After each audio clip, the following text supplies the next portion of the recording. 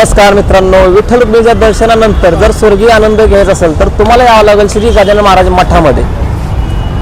मठाच्या आत गेल्यानंतर स्वर्गीय असा आनंद मिळतो मित्रांनो, कारण तुम्ही इथे आत गेल्यानंतर तुम्हाला वेगवेगळ्या प्रकारचे फुलांचे असे बगीचे बघायला मिळेल मित्रांनो। आणि समोरच संत जनाबाई यांचाही स्मारक आहे।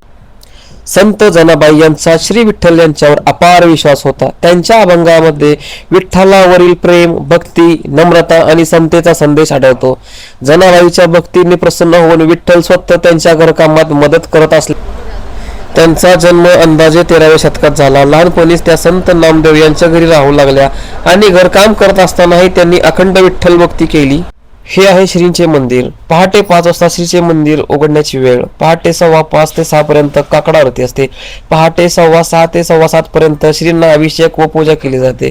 सकाळी 6:15 ला श्रींची आरती।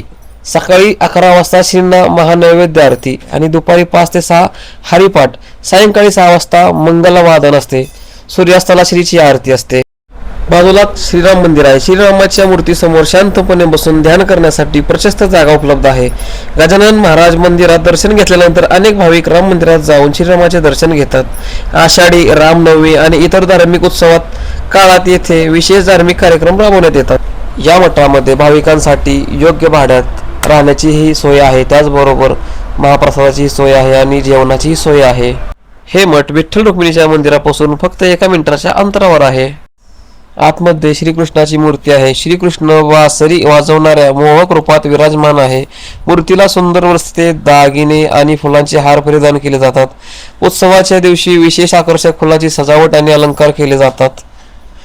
भक्त मूर्ती समोर बसून श्रीकृष्ण नामस्मरण, भगवद्गीतेचे पठण आणि ध्यान करतात। श्रीकृष्णाचे दर्शन घेतल्याने मनाला शांती, भक्ती आणि सकारात्मक ऊर्जा मिळते अशी भाविकांची श्रद्धा आहे।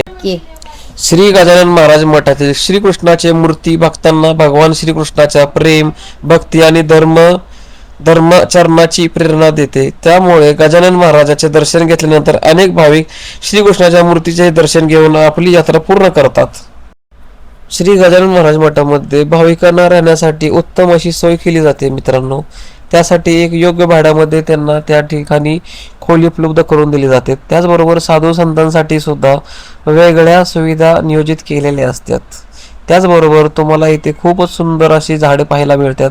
आणि त्याचबरोबर मित्रांनो, जर तुम्ही गाडी घेऊन वगैरे आला असाल तर त्या गाड्यांसाठी तुम्हाला सुव्यवस्थित अशी व्यवस्था केलेली आहेत गाड्यांसाठी। मित्रांनो, श्री गजानन महाराज मठाबद्दल छोटीशी माहिती देण्याचा मी तुम्हाला प्रयत्न केला आहे। तुम्हाला जर तो माहिती आवडली असेल तर तुम्ही ते आपल्या मित्रांमध्ये अवश्य शेअर करा। आणि आता पंढरपूरमधील तुम्हाला दुसरा व्हिडिओ कोणत्या ठिकाणचा पाहायचा आहे हे मला कमेंटमध्ये अवश्य सांगा मित्रांनो, आणि लाईक करायला विसरू नका।